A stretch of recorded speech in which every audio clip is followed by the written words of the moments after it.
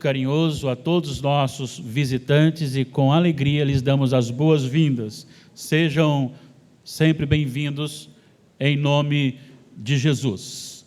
Abramos nossa Bíblia em João capítulo 20, versículos 19 a 23 para a meditação da palavra do Senhor. João capítulo 20, 19 a 23, enquanto você vai abrindo sua Bíblia, a gente manifesta a alegria de ter o coral retornando, né? É muito bom ter o coral participando sempre, e a gente espera em outros domingos aí estar mais uma vez louvando ao Senhor com os nossos irmãos também. João capítulo 20, versículos 19 a 23, nós lemos o seguinte: ao cair da tarde daquele dia, o primeiro da semana, trancaram as portas da casa onde estavam os discípulos, com medo dos judeus. Veio Jesus, pôs-se no meio e disse-lhes: paz seja convosco. E dizendo isto, lhe mostrou as mãos e o lado. Alegraram-se, portanto, os discípulos ao verem o Senhor. Disse-lhes, pois, Jesus outra vez: paz seja convosco. Assim como o Pai me enviou, eu também os envio. E havendo dito isto, soprou sobre eles e disse-lhes: recebei o Espírito Santo. Se de alguns perdoardes os pecados, são-lhes perdoados. Se lhes retiverdes, são retidos. Que o Deus inspirador da palavra nos ilumine e nos edifique na meditação. Amém. O nosso tema: não tenha medo, Jesus está presente. Não tenha medo, Jesus está presente. Medo é o estado emocional provocado pela consciência que se tem diante do perigo, um sentimento de ansiedade ou de grande inquietação em relação à possibilidade do insucesso. É um estado afetivo suscitado pela consciência do perigo, talvez de uma ameaça. A única coisa que nós podemos dizer claramente é que o medo faz mal, que o medo nos prende, que o medo nos limita, que o medo nos atrapalha. E eu quero justamente trabalhar sobre isso hoje, misturando essa questão da obra missionária da igreja, que envolve realmente um grau de periculosidade devido à questão da manifestação da luz de Jesus a corações que odeiam a Jesus. E o mundo jaz em trevas, e estando em trevas, não quer que a luz brilhe, porque a luz revelará o seu estado de putrefação. E aí, então, você vai para João 3, ele vai dizer: a luz veio ao mundo, mas os homens amaram mais as trevas, porque as suas obras eram más. Jesus havia sido preso, julgado injustamente, condenado e crucificado. Jesus havia já alertado aos discípulos, aos apóstolos, que eles também passariam pelas tribulações, pelas perseguições, e ele disse: se perseguiram ao dono da casa, quanto mais aos da família. Ou seja, se me perseguiram, perseguirão vocês também. Ele chegou a dizer no versículo, se eu não estou equivocado, 16 do capítulo 10 de Mateus, que eu estou lhes enviando como ovelhas para o meio de lobos. Agora, eles têm essa informação e logo em seguida eles veem o Senhor deles, o Senhor magnífico, o Todo-Poderoso, aquele que resolvia os problemas ali, a tempestade, vamos morrer. Jesus resolvia, bonança. Chega a determinado local, demônios, uma casta, tentam expulsar, passam vergonha, não conseguem, Jesus chega e resolve o problema. Jesus está lá, a sogra de Pedro muito doente, ele resolve o problema. De repente, eles andam com um homem que tem tanta autoridade, que chegam até ter coragem, como Pedro, dizer: não, Senhor, eu vou contigo até a morte, dada a questão da autoridade de Jesus. Daqui a pouquinho, Jesus sendo preso, sendo condenado, preso, condenado e crucificado. E aqui diz o texto que eles estavam num domingo, ao cair da tarde daquele dia. João faz questão de falar, o primeiro da semana, trancadas as portas, com medo dos judeus. A gente imagina o coração daqueles apóstolos.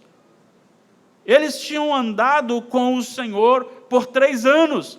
Eles viram maravilhas acontecerem. Eles estavam presentes ali em momentos espetaculares.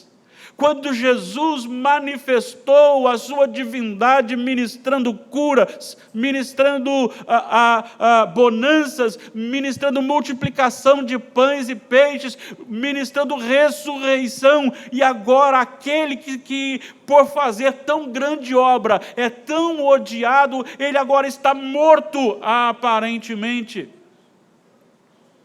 E eles estão amedrontados, escondidos, portas trancadas, com medo dos judeus. Mas de repente, diz o texto, veio Jesus e pôs-se no meio deles. E a primeira palavra de Jesus: paz seja convosco. Olha aqui minha mão, olha aqui o meu lado. Sou eu, sou Jesus. Depois disso, paz seja convosco novamente. E diz: agora vocês é que vão. E aí diz: eu lhes habilito. Eu quero destacar aqui algumas lições importantes para a nossa vida, que vão realmente mudar completamente o seu coração a partir deste momento. E a primeira lição diz respeito ao encorajamento. Quando tudo parece perdido e o medo assalta a alma, Jesus traz paz ao coração. Imagine bem, de repente você está ali sozinho, decepcionado, frustrado, amedrontado, portas trancadas, e aquele que antes tinha sido morto, crucificado, se faz presente. Ele vive, Ele está presente, é Ele mesmo, e Ele está aqui e agora. E ele diz: não fiquem com medo, tenham paz no coração. Não se lembram do que eu disse pouco antes da minha morte? Deixo-vos a minha paz vos dou, não vou lá dou como o mundo a dá. Não se turbe o vosso coração, nem se atemorize. João 14, 27. Vocês já esqueceram de quem eu sou? Não foi vocês mesmos que disseram que eu sou o Cristo, o Filho de Deus? Tenham paz no coração, porque eu estou aqui presente. Veio Jesus, pôs-se no meio deles e diz: paz seja convosco. Sou eu mesmo, estou aqui. A morte não me deteve. A igreja precisa entender esse encorajamento de um Jesus que assiste o seu povo. Jesus não pulou do barco, Jesus não foi e não voltou, Jesus não foi crucificado no sentido de uma autoridade humana, Jesus foi crucificado pelo próprio Pai, que levantou os seus inimigos e deixou que eles operassem ali, mas em tudo isso estava o controle de Deus, e Jesus tem o controle da vida e o controle da morte, tanto é que Ele se deu a si mesmo por nós, ninguém o levou à força, porque ele tinha autoridade para rogar ao Pai, e o Pai lhe enviaria mais de 72 mil soldados em carros de fogo, homens que viriam e que destruiriam a todos os inimigos. Ele disse para Pedro: você acha que eu não posso fazer isto? Então guarda a sua espada, não é hora de fazer isso, tenho uma missão, tenho que morrer. Esta morte não é uma morte de um mártir, no sentido de que eu tento fugir, mas não nego o meu Senhor. Não, é mais que isto. A morte de Jesus é mais do que um martírio, simplesmente no sentido de um testemunho em que você não nega, mas também não quer morrer. Não, Jesus, ele vai para a morte, Jesus, ele se entrega para a morte, Jesus está ali porque era a função dele. Satanás, no deserto, quando ele foi batizado, ele foi levado para o deserto, as propostas de Satanás era desviá-lo da missão. Tanto é que ele diz assim: olha para mim, se você se curvar, eu te darei toda a glória deste mundo. E por trás disso estava assim: enquanto o teu pai tem para ti, a cruz. Esta era a proposta, mas Jesus foi ali fiel à sua palavra, porque Ele é o Senhor da história, Ele é o Senhor da vida, Ele é o Senhor da morte, e Ele agora foi ressuscitado, e Ele chega, Ele diz: paz seja com vocês, não tenham medo, eu estou aqui, olha para mim, sou eu mesmo, eu estou aqui, então tenham paz, Isso é encorajamento para a igreja. Não importa se levantam contra o Senhor Jesus e contra a igreja, não importa se algum dia chegaram a algo mais grave, não importa, seja fiel, porque o Senhor da igreja, a morte não o pôde deter, e Ele disse: estou aqui, tenham paz. Então tenham paz, ainda que a dor venha, tenham paz, ainda que a liberdade suma, tenham paz, ainda que a sua vida seja tirada por causa do Evangelho, tenha paz, porque assim como Ele ressuscitou, e sendo Ele se fez presente, Ele também nos ressuscitará no último dia para a glória eterna. Quando tudo parece perdido, o medo dominando, o líder foi crucificado, mas ele chega e se faz presente e fala: não tenham medo, já derrotei a morte por vocês. Segunda lição: quando tudo parece haver encerrado, não haver mais nenhuma motivação, é que a missão está começando nos moldes do envio de Jesus. Olha só o que ele diz no versículo 20, após mostrar a mão, no versículo 21, ele diz assim: paz seja convosco, assim como o Pai me enviou, eu também vos envio. Gente, isso aqui é muito interessante, porque Jesus nunca escondeu as dificuldades do reino, aqui vividos na terra. Ele nunca escondeu as dificuldades da missão, o enfrentamento dos inimigos, o confronto, os ataques, ele nunca escondeu isso. Mas ele aqui agora vai dizer o seguinte: igreja, na pessoa dos apóstolos, eu já venci, tenham paz, mas eu estou agora lhes oferecendo isso e lhes enviando ao mundo com a mesma missão que eu tenho.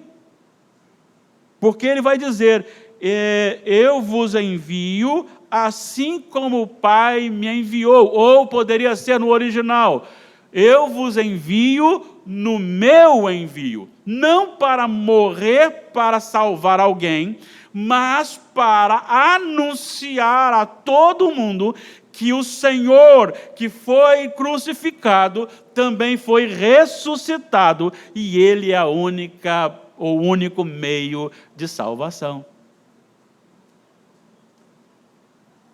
Quando você pensa neste envio, como o Pai me enviou, a igreja não está sendo chamada aqui para chegar e colocar no gasofilácio uma oferta de R$1.000 para que compre um carro novo, para que Deus lhe dê um carro novo. Não está dizendo: venha, confesse a Jesus como seu Senhor, traga o seu dízimo e a praga sairá da sua casa. Não está dizendo: seja fiel ao Senhor e você nunca torcerá e fraturará o tornozelo em 3 lugares. Não está dizendo que você ser filho de Deus, você vai ficar totalmente isento de toda tribulação. O seu parente não vai morrer mais, você não vai ter mais dificuldades no emprego. Não está dizendo nada disso. Pelo contrário, está dizendo que é possível que você enfrente problemas no seu trabalho por causa de Cristo. É possível que você enfrente problemas na sua casa por causa de Cristo. É possível que você enfrente problemas com os amigos por causa de Cristo. E com certeza, no mundo tereis aflições. Jesus não veio para estabelecer aqui uma mansão, assumir o trono e dizer: a partir de hoje eu sou o governador, eu sou o presidente, eu sou o rei. Então vou falar, os 12 discípulos são meus 12 ministros, vou fazer aqui uma bancada maior de deputados, fazer aqui uns senadores, eu vou cuidar de tudo. Não, não é para isso. Jesus veio num caráter salvífico, em que na sua morte ele recebe a ira, e ele está dizendo que a igreja precisa sair para o mundo e dizer: Buda não pode salvar, Maomé não pode salvar, a igreja A, B ou C não pode salvar, o líder religioso A, B ou C não pode salvar. Quem pode salvar é só Jesus. É isto que ele anunciou, é isto que a igreja precisa anunciar, e é isso que o mundo não quer ouvir, inclusive muitas igrejas não querem ouvir. Nós somos enviados para a glória de Deus, Deus tem que ser glorificado, é a vontade de Deus que tem que prevalecer. Eu quero fazer isso, mas Deus não quer que eu faça, então a vontade dele tem que prevalecer. Eu posso contar aqui, recontar e contar de novo a maneira como Deus conduziu soberanamente o acidente de Damares, a maneira como Deus nos proporcionou um momento tão maravilhoso de assistência dEle, presente em todo momento, e hoje, no local onde ela ficou, pessoas estão ouvindo a palavra através das transmissões desta igreja. Mesmo que ela tenha dores, mesmo que ela tenha que ficar ainda mais 40 dias sem pôr o pé no chão, mas há um propósito por trás disso, e se isso glorifica o Senhor, glórias a Deus por isso. Mas é difícil para o pastor, é difícil para a igreja, que o pastor fica mais preso lá, mas se isso glorifica o Senhor, glórias a Deus por isso. E que isso aconteça, porque o Senhor está assistindo, Ele não desampara, Ele já chegou para ela e para mim e disse: não tenham medo, eu estou aqui agora presente com vocês. Ele estava presente quando 4 ou 5 pessoas desconhecidas trataram a Damares lá numa calçada, como se ela fosse uma pessoa tão querida e íntima deles. Ele estava presente quando chegamos no primeiro estabelecimento e fomos recebidos lá. Ele estava presente quando fomos recebidos no outro estabelecimento, quando fomos tratados por 9 dias, sendo assistidos de maneira espetacular por todos os funcionários. Ele está sendo presente quando os irmãos da igreja mandam recado, mandam mensagem, ligam, estão presentes. Deus está assistindo, então a glória é dele. Ele é o Senhor, o envio da igreja para dizer: Ele é o Senhor em toda e qualquer circunstância. Este é o Evangelho, não é o Evangelho da prosperidade financeira, mas é o Evangelho de vida, de salvação, após o arrependimento e transformação de vida. É isso que nós precisamos pregar. Venha sofrer comigo, é isso que Jesus está dizendo. Olha só o que ele diz em Filipenses capítulo 2, versículos 29 e 30, olha o que ele diz: porque vos foi concedida a graça de padecerdes por Cristo, e não somente de credes nele, pois tendes o mesmo combate que vistes em mim, e ainda agora ouvis que é meu. Paulo dizendo, mas está dizendo que também sofrer por Cristo é graça. Olha, se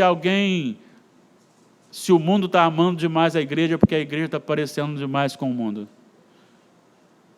Às vezes nós achamos que a pessoa não deve falar isso, ele não, mas se a Bíblia diz, ele tem que dizer, porque é isso que Jesus fez, por isso ele foi odiado. Ele exaltava a Deus, ele exaltava ao Pai, e ele julgava por terra todas as autoridades que estavam contrárias à vontade de Deus. Quando tudo parece estar encerrado, ele disse: agora vocês vão, eu ressuscitei, agora vocês vão, e vocês vão com a minha presença. Terceira lição: quando o medo tira a força missionária, Jesus entra com a provisão, a capacitação, ao enviar o Espírito Santo. Olha o que ele disse aqui no versículo 22. E havendo dito isso, soprou, no original, em alguns, os melhores não tem sobre eles. Recebei o Espírito. Sabe, o grande problema de muitas igrejas, e às vezes pode estar no nosso coração também, é que nós pensamos que nós podemos fazer a obra. Nós pensamos que nós podemos convencer alguém. Nós pensamos que nós podemos salvar alguém.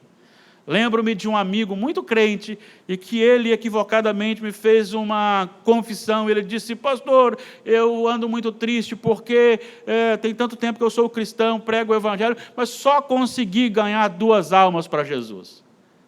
E eu então disse para ele: meu irmão, não é função nossa ganhar almas para Jesus. A nossa função é pregar o Evangelho a esses corações. A conversão é o Espírito Santo que realiza, é Ele que opera. Nós somos dirigidos no poder do Espírito. Atos capítulo 1, versículo 8. Mas recebereis poder ao descer sobre vós o Espírito Santo. Não é recebereis poder ao ser batizado na igreja. Não é recebereis poder ao fazer um curso de teologia. Não é recebereis poder o dia que você orar mais ou menos. Mas é receber poder o dia que o Espírito Santo atua. E o poder não é seu, nem meu, nem da denominação. O poder é do Espírito Santo. E é um poder irresistível, capaz de salvar quem Deus quer salvar. Olha que encorajamento, vocês não estão sozinhos não. Ele falou assim, não se turbe o vosso coração.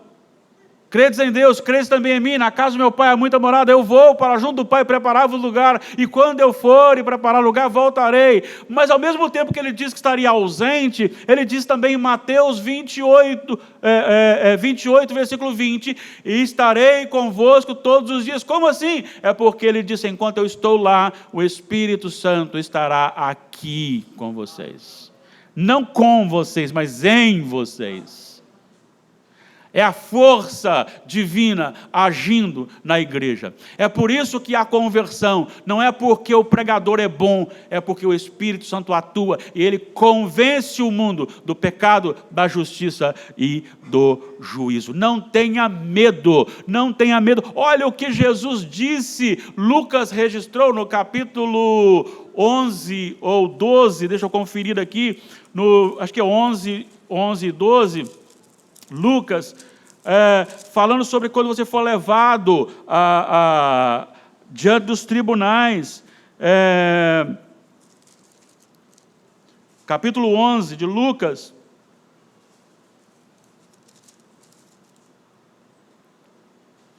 capítulo 12 de Lucas, 11 e 12, olha o que ele diz.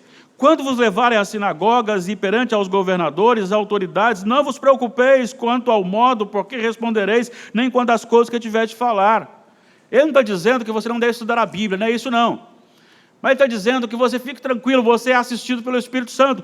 E a palavra de Deus diz que o Espírito Santo vos fará lembrar. Olha só o que ele diz no versículo 12. Porque o Espírito Santo vos ensinará naquela mesma hora as coisas que deveis dizer. Assistência real, presente do Espírito Santo do Senhor na nossa vida. E vou dizer para você que já é crente no Senhor Jesus, você pare de orar para que Jesus ou o Espírito Santo seja um visitante na sua casa. Ele é o Senhor da sua vida, Ele é morador da sua vida. Você é templo do Espírito Santo, você é posse do Espírito Santo, a igreja é do Espírito Santo, é Ele que governa sobre a igreja, é Ele que sustenta a igreja, é Ele que encoraja a igreja, é Ele que conduz a igreja, é Ele que salva a igreja e é Ele que deixa a igreja sofrer quando isso tem um propósito para a glória de Deus. Não tenha medo, você não está sozinho, o Espírito Santo dirigirá a sua vida. Só que tem uma coisa, Jesus veio, morreu, foi crucificado, ressuscitou, ficou uns dias e foi ao Pai. E ele então agora enviou o Espírito Santo do Pentecostes, o Espírito Santo desceu sobre o povo dele, e agora o Espírito Santo trabalha e entra nos corações, e esse Espírito Santo não mais nos deixará até o último dia. Em Efésios capítulo 1, o versículo 14, vai dizer que o Espírito é o penhor da nossa herança, versículos 13 e 14, até o resgate da sua propriedade. Agora, Ele estará para sempre conosco, e até o momento da volta, nós nunca mais teremos um espaço em que esperaremos a presença real do Senhor, mas Ele está constantemente em nós. Capítulo 4 de Efésios, versículo 30, vai dizer, e não entristeçais o Espírito Santo de Deus, o Espírito de Deus, no qual fostes selados para o dia da redenção. Ele agora não mais sai da igreja, ele agora não mais vai ao Pai e volta depois, mas ele é o selo, ele é o encorajador, ele é a presença, ele é o Senhor, ele é o morador do nosso corpo, do nosso coração. É por isso que o autor sacro, cantando um dos hinos do nosso inário, ele diz que o meu coração seja o teu trono, ó Senhor. E você sabe, quando você mora, você manda. Assim sendo, o Espírito Santo manda em você, não é você que manda no Espírito Santo. Não dê ordens para o Senhor, não determine para o Senhor. Quem é o homem para determinar alguma coisa ao Senhor? Apenas peça com humildade e se coloque na vontade do Senhor. E assim eu encerro minha pregação de hoje com algumas informações, afirmações aqui.